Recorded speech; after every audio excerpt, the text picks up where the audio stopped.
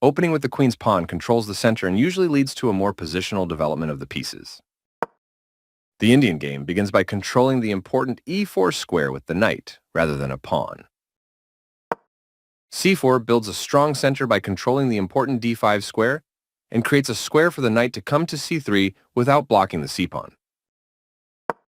e6 opens up a line for the dark-squared bishop and prepares to castle quickly, while preparing to push a pawn to d5 and recapture with a pawn if captured. Knight f3 develops toward the center, putting pressure on the e5 square and adding another defender to the d4 pawn. d5 takes space in the center, attacks the c4 pawn, and helps control the e4 square, developing the knight and increasing influence in the center. c5 fights for central control, attacks the d4 pawn, and prepares to develop the queenside knight behind the c-pawn. c takes d5 captures black's central pawn. This maintains the balance in material with a good trade. Out comes the queen and into the battle. This blocks the check from an opposing queen. This is the only move that works. After all captures, this is an equal trade. Recaptures from a previous move. This wins a pawn. This is the only good move. This blocks the check from an opposing queen. This is the only move that works. This develops a piece while also winning a tempo on a queen. This avoids clear danger. This wins time by threatening a knight and forcing it to move away. The knight is now adequately defended. This maintains the balance in material with a good trade. Recaptures. This threatens to capture a knight and win material after the follow-up trades. This stops the opponent from being able to win material through an eventual pin. This wins a pawn by removing a key defender. A straightforward recapture. That pawn was free for the taking. This threatens to win a queen by eventually trapping a piece. This attacks a knight, winning a tempo when it moves away. This threatens to win material by trapping a piece. This threatens to tactically win a queen. This is the only good move.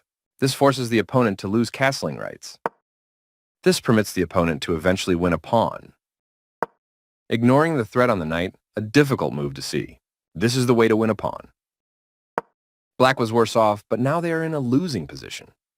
This is an equal trade. Right on target. This is the only good move. This permits the opponent to eventually win a knight. This misses an opportunity to win a bishop by eventually adding pressure to a pinned piece. This is the way to win a knight. This immobilizes the rook by pinning it to the king.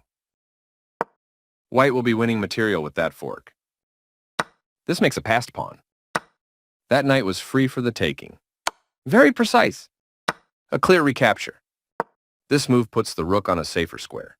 This allows the knight to control more squares. With the rook now developed as well, black has all pieces ready for action. This moves the bishop to a better location.